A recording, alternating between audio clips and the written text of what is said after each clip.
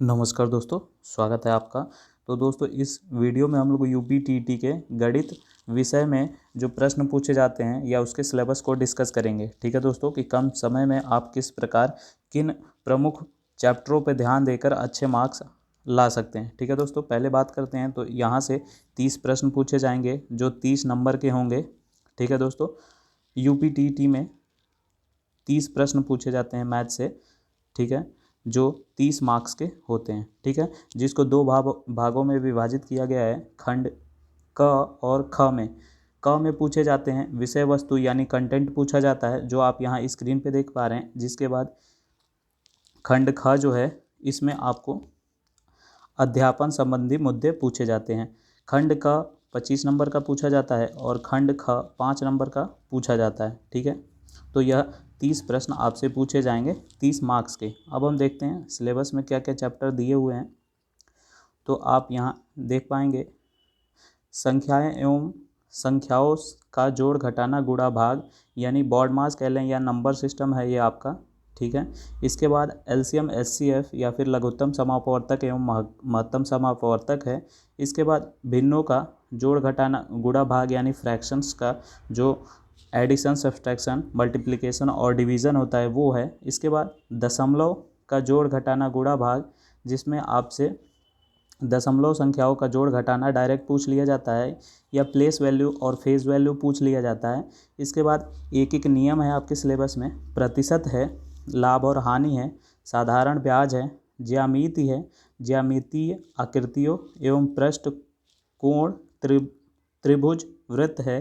ठीक है, इसके बाद धन कन्वर्जन है, मतलब कि रुपए में दिया है पैसे में बदलिए, इस प्रकार से।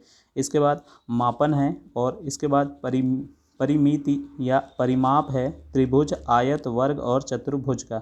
इसके बाद कैलेंडर है, आंकड़े हैं, आयतन है, धारिता धन घनाभ है, क्षेत्रफल है आयत और वर्ग का। और इसके बाद रेलवे या बस समय सारणी से संबंधित प्रश्न पूछे जा सकते हैं। और इसके बाद आंकड़ों का प्रस्तुतीकरण एवं निरूपीकरण से रिलेटेड आपसे प्रश्न पूछे जा सकते हैं। खंड ख की बात करें तो यहाँ पे आप देख पाएंगे। ठीक है, यह सिलेबस दिया हुआ है जिसका आप स्क्रीनशॉट ले सकते हैं, जिसमें है गणितीय तार्किक चिंतन एवं प्रकृति, बालक के चिंतन एवं तर्क शक्ति, पैटर्नों तथा अर्थ निकालने और अधिगम की कार्यनीतियों को समझना, पाठ्यचर्या में गणित का स्थान, गणित की भाषा, सामुदायिक गणित, औपचारिक एवं अनौपचारिक पद्धतियों के माध्यम से मूल्यांकन, शिक्षण की समस्याएं, त्रुटि विश्लेषण तथा अधिगम एवं अध्यापन के प्रासंगिक पहलू, नैदानिक एवं उपचारात्मक शिक्षण। ठीक है, यही सिलेबस है जिसका आप स्क्रीनशॉट ले सकते हैं। अब हम बात करेंगे कि किस प्रकार से आपको तैयारी करनी है। तो दोस्तों, अब तक जो प्रश्न पूछे गए हैं उसके हिसाब से मैं आपको बताऊंगा कि किस प्रकार से आपको तैयारी करनी है। तो सबसे पहले हम देखते हैं नंबर सिस्टम की।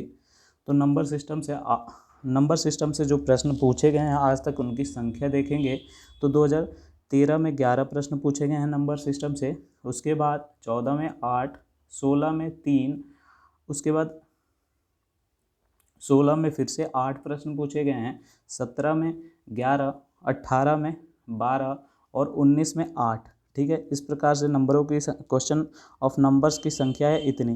तो आप ऑन एवरेज लेंगे तो आप मान सकते हैं कि नंबर सिस्टम से 8 से 10 प्रश्न पूछे ही जाते हैं। तो यहाँ से आप को यह कंफर्म हो गया कि आपको किसी भी प्रकार से नंबर सिस्टम तो तैयार करना ही करना है अगर आप 8 से 10 नंबर प्राप्त करना चाहते हैं। ठीक है, यहाँ से आपके 8 से 10 नंबर हो गए। इसके अलावा अगले चैप्टर की बात करें एलसीएम एचसीएफ की, तो इसमें कभी 2 प्रश्न पूछे गए हैं तो कभी 1। 13 में कोई प्रश्न नहीं था, 14 में 2, 16 में 2, फिर 16 में 2 और 17 में 1, 18 में कोई प्रश्न नहीं और 19 में 2। तो मान लेते हैं हम इससे 1 या 2 प्रश्न आने की संख्या है। इस पे भी मुख्यतः 2 ही टाइप के प्रश्न आते हैं, जो मैं आपको अन्य वीडियो के माध्यम से इसको एक वीडियो में कंप्लीट करा दूंगा। ठीक है, भिन्नों इन दोनों चैप्टरों से भिन्नों का जोड़ घटाना या दशमलव का जोड़ घटाना से मुख्यतः 1 या 2 प्रश्न आते हैं। ठीक है, 13 में 2 प्रश्न, 14 में 1 प्रश्न, 16 में 3-3 प्रश्न और 17 में 2, 18 में 3 और 19 में 2। तो मान लेते हैं इन 2 चैप्टरों से 2 प्रश्न आपसे पूछे जा सकते हैं। एक एक नियम से कभी एक प्रश्न आता है और कभी नहीं आता है। बाकी एक एक नियम ऐसा है जो एक वीडियो के माध्यम से कंप्लीट कराया जा सकता है। अब प्रतिशत, लाभ हानि और साधारण ब्याज की बात करते हैं तो यह तीनों चैप्टर आपस में एक दूसरे से रिलेटेड हैं। और नंबर ऑफ़ क्वेश्चंस की बात करें तो यहाँ से प्रतिशत से 2 क्वेश्चन और बाकी लाभ हानि से एक एक क्वेश्चन मान ले तो यहाँ से 4 क्वेश्चन आपके मिल जाएंगे। ठीक है। अगला चैप्टर जो है ज्यामिति से आपसे प्रश्न पूछे जाते हैं, जिसमें नंबर ऑफ़ क्वेश्चंस की बात करें तो यहाँ मुख्यतः 4 से 5 क्वेश्चन पूछे जाते हैं। 2013 में 4, फिर इसी प्रकार फिर से 4, फिर 6, फिर 3 और 5 क्वेश्चन पूछे गए हैं। 19 में 4 क्वेश्चन पूछे गए थे। तो यहाँ से मुख्यतः 4 या 5 क्वेश्चन पूछे जाएंगे। तो आप बड़े बड़े चैप्टरों को लीजिए तो नंबर सिस्टम आपको करना ही है। 8 से 10 नंबर यहाँ से आपके प्राप्त हो जाएंगे। फिर आपको प्रतिशत वाला चैप्टर आप नहीं छोड़ सकते, यहाँ से 4 नंबर आपके प्राप्त हो जाएंगे। फिर यहाँ पे आपको ज्यामिति नहीं छोड़ सकते, यहाँ पे भी आपको 4 मार्क्स मिनिमम प्राप्त हो ही जाएंगे। ठीक है। इसके अलावा एलसीएम एचसीएफ बहुत छोटे चैप्टर हैं जिसमें 2 टाइप के क्वेश्चन पूछे जाते हैं, वो आपको एक वीडियो में कंप्लीट हो जाएगा और एक एक नियम भी आसानी से कंप्लीट हो जाएगा। इसके अलावा फेज वैल्यू और प्लेस वैल्यू आप ज्ञात कर लेते हैं या जोड़ घटाना भिन्नों का दशमलव को ज्ञात कर लेंगे तो ये भी कंप्लीट हो जाएगा।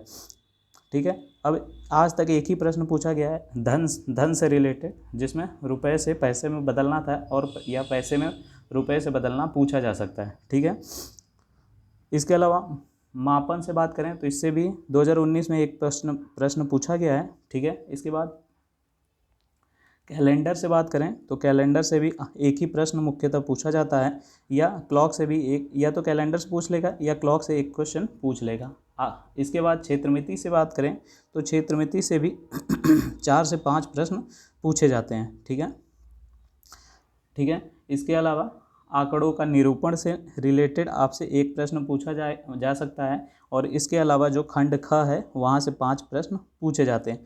तो मुख्यतः ध्यान दें तो आप 8 से 10 अंक नंबर सिस्टम से और 4 से 5 अंक आप परसेंटेज लाभ हानि से प्राप्त कर सकते हैं और 4 से 5 प्रश्न ज्यामिति से प्राप्त कर सकते हैं और 4 से 5 अंक आप प्राप्त कर सकते हैं क्षेत्रफल, आयतन, इन दोनों से। ठीक है।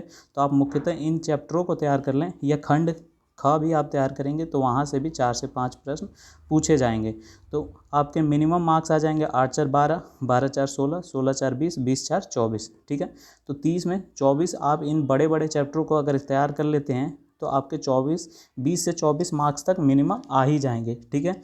इसके अलावा जो चैप्टर बच जाते हैं वो आप प्रैक्टिस सेट में या अन्य साधनों से आप उनको भी तैयार कर सकते हैं। जितने प्रीवियस ईयर हुए हैं उनको सॉल्व कीजिए तो आपके जो छोटे छोटे जिससे एक प्रश्न पूछे जाते हैं वो सब तैयार हो जाएगा।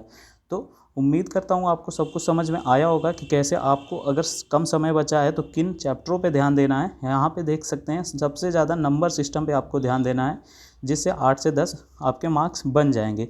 इसके अलावा ये जो फॉर्मूले से रिलेटेड होता है क्षेत्रफल, आयतन, ज्यामिति, ये सब आप अगर तैयार करते हैं तो वहाँ पे भी 8 से 10 नंबर बन जाएंगे।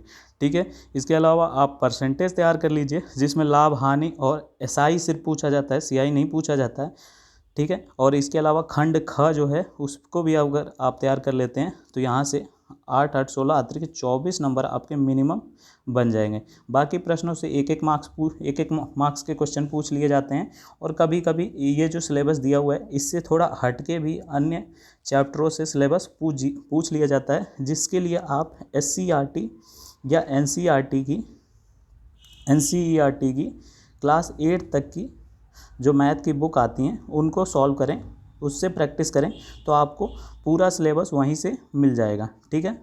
तो उम्मीद करता हूँ आपको सब कुछ समझ में आ गया होगा। आप कहीं से भी ये सब बुक ले सकते हैं या डाउनलोड कर सकते हैं PDF में, जिसके बाद आप उन्हें सॉल्व कीजिए। आपकी प्रैक्टिस ज़्यादा से ज़्यादा हो जाएगी, जिसमें आप 30 में से अच्छे अंक प्राप्त कर सकते हैं आसानी से मैथ में। ठीक है। वीडियो को ज़्यादा से ज़्यादा शेयर करें। चैनल पे पहली बार आए हैं तो सब्सक्राइब करने के साथ बेल आइकन पे क्लिक कर दें। कोई भी समस्या है तो नीचे कमेंट अवश्य करें। पूरी वीडियो देखने के लिए बहुत बहुत धन्यवाद दोस्तों।